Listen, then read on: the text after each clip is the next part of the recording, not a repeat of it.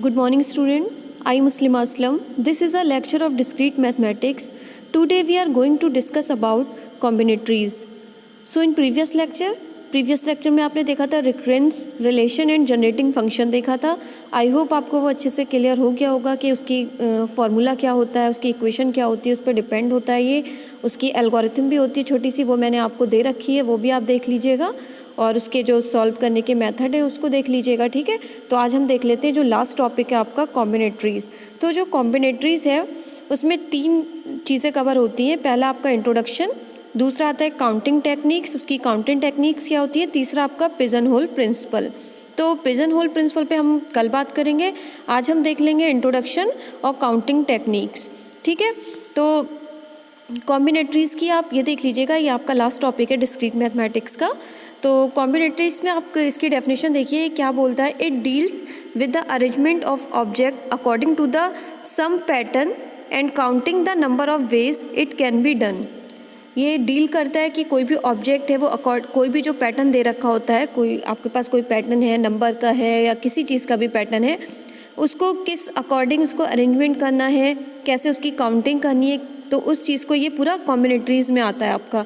ठीक है, जैसे मैंने इसके लिए एक एग्जाम्पल भी दे रखा है. एग्जाम्पल आपको नीचे दिखता होगा. There are 10 true false question. ये लिखा है there are 10 true false question in how many different ways question can be marked. Question क्या कह रहा है कि आपके पास 10 ट्रू या फॉल्स, यानी कि किसी भी क्वेश्चन करने के लिए आपके पास 10 मतलब 10 क्वेश्चन है, मतलब क्वेश्चन 1, क्वेश्चन 2, तो सबके जो है कितने तरीके हो सकते हैं इनको मार्क करने के. किसी भी क्वेश्चन को करने के लिए अगर 10 क्वेश्चन है तो 10 क्वेश्चन को करने के लिए 2 तरीके ही हो सकते हैं. यानी कि कोई भी क्वेश्चन आप फर्स्ट क्वेश्चन कर रहे हो तो उसको या तो वो ट्रू होगा या फॉल्स होगा, तो यानी कि उसको करने के 2 तरीके हो गए. क्वेश्चन 2 का भी यही होगा. तो इस टाइप से जो आपका पूरा पैटर्न बनता है वो कैसे बनता है वो हम देख लेते हैं.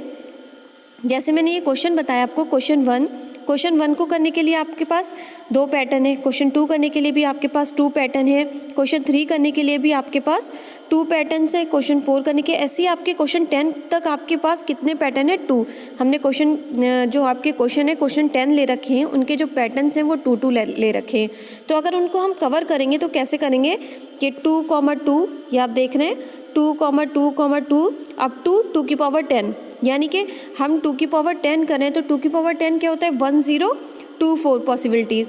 यानी कि क्वेश्चन 10 करने के लिए आपके पास कितनी पॉसिबिलिटीज़ है 1024.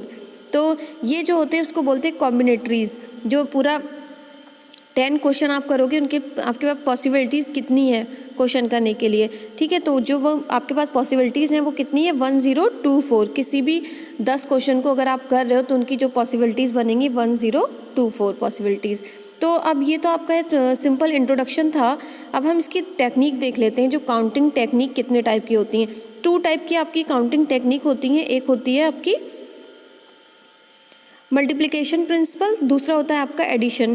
तो मल्टीप्लिकेशन प्रिंसिपल में हम देख लेते हैं कि वर्क 1, आपका ये वर्क 1 है.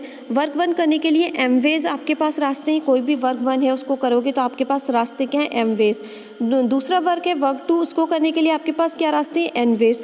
अगर हम दोनों को कॉम्बिनेशन करें, दोनों को मिलाएं, यानी कि बोथ वर्क 1 एंड वर्क 2, तो उनके पास दोनों का मल्टीप्लिकेशन क्या हो जाएगा, क्योंकि मल्टीप्लिकेशन प्रिंसिपल है m इंटू एन. तो हमारे पास अगर दोनों काम करने के रास्ते हैं वो कितने हैं m इंटू एन वेज. ठीक है, वो कुछ इस तरीके से समझते हैं. जैसे मैंने एग्जाम्पल में आपको दे रखा है दिल्ली, आगरा, कानपुर. मैंने 3 सिटी ले रखी हैं. तो दिल्ली से आगरा जाने के लिए आपके पास कितने, मैंने 5 एरोज़ दे रखे हैं, यानी कि 5 रास्ते हैं आपके पास. ठीक है, ये 5 रास्ते हैं आपके पास आगरा जाने के लिए. दिल्ली से आगरा जाने के लिए 5 रास्ते हैं और आगरा से कानपुर जाने के लिए ओनली 4. ठीक है, तो हम इसको कैसे देखते हैं. अगर आप दिल्ली टू कानपुर जाओ तो दिल्ली टू कानपुर जाने के लिए आपके पास क्या होगा, सबसे पहले कोई भी एक रास्ता चुनोगे ना. ये तो नहीं होगा कि 5 रास्ते एक साथ लोगे. आपने मान लिया ये वाला रास्ता लिया, ठीक है, एक रास्ता लिया ये, और उसके पास जाने के लिए तो आपके पास यहाँ से गए 4 रास्ते हुए ना टोटल, यानी कि 1 2 4. आपके पास जाने के लिए कितने रास्ते हैं 4, टोटल 4 रास्ते हैं. ठीक है, ऐसे ही अगर आप अगर दूसरा रास्ता ले रहे हो तो हर रास्ते के पास आपके दूसरा लोगे अगर आप, तो दूसरे रास्ते से जाने के लिए भी 4 रास्ते हैं. अगर आप तीसरा रास्ता लेते हो, तीसरा जो रूट लिया आपने उससे भी जाने के लिए आपके पास 4 हैं. तो यानी कि आपका क्या होगा कि 5 रास्ते थे आपके पास, तो 5 × 4 यानी कि 5 × 4 का मल्टीप्लिकेशन हो जाएगा। आपके पास दिल्ली टू कानपुर जाने के लिए कितने रास्ते हो जाएंगे, 5 × 4 यानी कि 20 रास्ते हैं आपके पास दिल्ली टू कानपुर जाने के लिए। अगर दिल्ली टू आगरा जा रहे हो तो 5 हैं आपके पास, ठीक है। अगर आप दिल्ली टू जा रहे हो, एक रास्ता लिया तो एक रास्ते के लिए 1 to 4 हो गया, दूसरा अगर हमने चूज़ किया 2 to 4 हो गया, 5 to, ऐसे ही आपने जब 5 to 4 हो गया, इनके 4 रास्ते हो गए आपके पास, तो हमारा टोटल मल्टीप्लिकेशन कितना हो जाएगा 20, ठीक है। इस क्लास से आपको इस एग्जाम्पल से अच्छे से समझ आया होगा। इसकी हम डेफिनेशन देख लेते हैं। डेफिनेशन में आप देखिए, if a work can be done in m ways, ठीक है, another work can be done in n ways।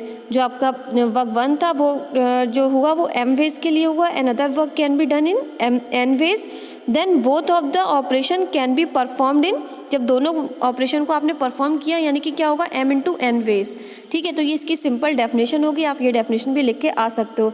ये काउंटिंग प्रिंसिपल का जो काउंटिंग टेक्निक है उसकी 2 टाइप के होते हैं, मल्टीप्लिकेशन प्रिंसिपल और दूसरा होता है एडिशन। तो मल्टीप्लिकेशन में आपका मल्टीप्लिकेशन होता है, किसी भी रास्ते जाने के लिए एक दूसरे पर डिपेंड होते हैं, ठीक है। लेकिन जो आपका एडिशन होता है वो डिपेंड नहीं होता, म्यूचुअली एक्सक्लूसिव होता है। हम उसको देख लेते हैं एडिशन प्रिंसिपल को। एडिशन प्रिंसिपल में आपके पास इवेंट है, इवेंट E1 एंड E2, यानी कि मैंने यहाँ दिखाया आपको इवेंट है, ये आप यहाँ देख सकते हो, ये आपको दिखता होगा। E1 एंड E2 क्या है, म्यूचुअली एक्सक्लूसिव हैं, यानी कि ये इंडिपेंडेंट इवेंट्स हैं। कैन E1 जो E2 कोई भी इवेंट एक दूसरे पर डिपेंड नहीं है, म्यूचुअल एक्सक्लूसिव, ठीक है। तो E जो आपके पास कोई सेट है, E के अंदर आपके पास E1 और E2 इवेंट आकर हैं, ठीक है। दोनों जो है वो इंडिपेंडेंट इवेंट हैं। तो n अगर n ऑफ E लेंगे तो E1 + E2 यानी कि प्लस इनके साथ होगा। अगर हमारे पास 5 वेजिटेबल डिशेज़ हैं और 6 नॉन वेजिटेबल डिशेज़ हैं, तो दोनों का अगर हम मल्टीप्लिकेशन करेंगे दोनों का एडिशन करेंगे तो क्या होगा, 5 वेजिटेबल डिशेज़ 5 और नॉन वेजिटेबल टोटल मिला के आपके पास क्या होगी 11 वेज हो गए। तो ये जो होता है इनमें आप क्या करते हैं, एडिशन करते हैं। इसके नीचे डेफिनेशन दे रखी है, एक एग्जाम्पल देख लेते हैं। कोई सेट है आपके पास ए सेट दे रखा है, उसके अंदर नेगेटिव नंबर भी हैं, पॉजिटिव नंबर भी हैं और अगर देखो तो ऑड नंबर भी हैं, इवन नंबर भी हैं। क्वेश्चन आपका क्या कहता है कि इवेंट E1 जो है वो चूजिंग करेगा नेगेटिव नंबर फ्रॉम ए, ठीक है। तो अब E1 जो इवेंट के लिए वो क्या कर रहा है, नेगेटिव नंबर चूज़ कर रहा है। तो जो ए सेट है आपका, ए सेट में नेगेटिव नंबर ओनली 2 नंबर है, -1 एंड -2। E2 क्या है, E2 जो क्या बोल रहा है, E2 जो कह रहा है choosing an odd number from A. जो हमारे पास ए सेट है उसके अंदर हमें ऑड नंबर चूज़ करना है। तो ऑड नंबर देखिए 1, 3, 5 और आपका 9, 7, यानी कि ऑड नंबर जो है आपके पास वो 5 है।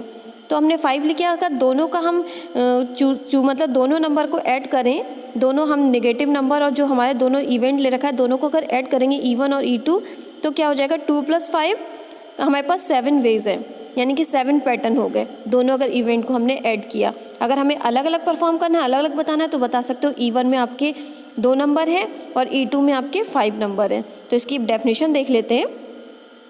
डेफिनेशन क्या कहती है, इफ़ अ वर्क आपका क्या है, जो म्यूचुअली एक्सक्लूसिव यानी कि जो अलग अलग है, mutually exclusive can be done in n ways and another work can be done in m ways, ठीक है। अगर हमने n ways ले रखा है पहले वाले को, दूसरे को हमने m ways लिया है, तो then either of the 2 work can be done. अगर 2 वर्क कैन बी डन हो रहे हैं तो m + n ways, वहाँ आपका m × n हो गया था, यहाँ प्लस का है तो m + n ways, यहाँ पे प्लस का वो हो जाएगा। तो इसकी ये सिंपल डेफिनेशन थी, ये आपकी टेक्निक थी, ये काउंटिंग टेक्निक थी। कॉम्बिनेटरीज में आपको समझ में आ गया होगा कि कैसे वर्क करते हैं।